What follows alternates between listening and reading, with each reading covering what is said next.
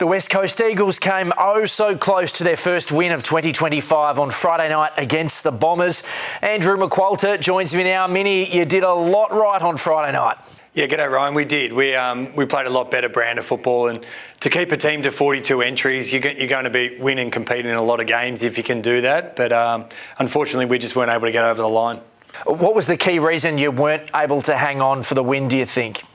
Yeah, it's probably that period of the game where the end of the third quarter, start of the last quarter, where they just kicked 6 goals, really unanswered to us. So it was a little bit of just taking our opportunities and a couple of things that fell down defensively for us in that period. You know, when they kicked that many goals unanswered, it was a bit of a challenge for us.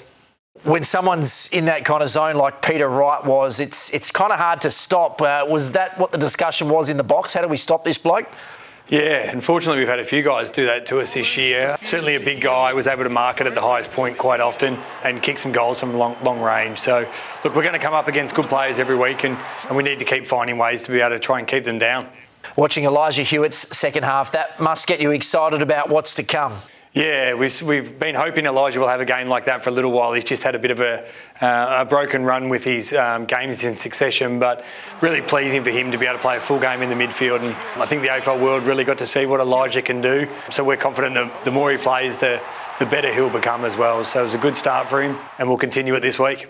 Will Oscar Allen return for that game against the Hawks? Yeah, so Oscar will get through training this week. We're confident he'll be right to play this week, which is terrific.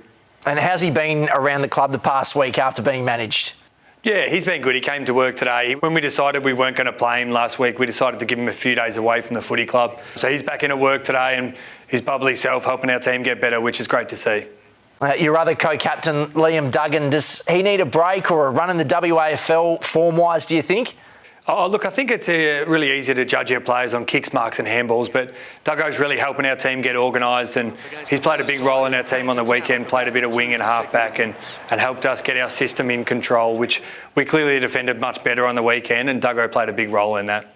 Yeah, how important is his leadership in comparison to the form regardless? The leadership is important, right? That's right. Now, we talk about our leadership doesn't have form. It's always got to be at a high level. So sometimes the game, we might dish up different levels of performance, but as leaders, we expect them to have their same level of leadership every week. We saw a report from the West Australian overnight that you guys might be looking into Marcus Bontempelli as a recruit. Are you meeting him for a coffee in Melbourne this week? We're only flying one day out for the game, so we'll be a bit short on time this week, unfortunately. I'm sure you'd love to have the Hawks at Marvel Stadium on Sunday, Minnie. Good luck. Thanks, Ryan.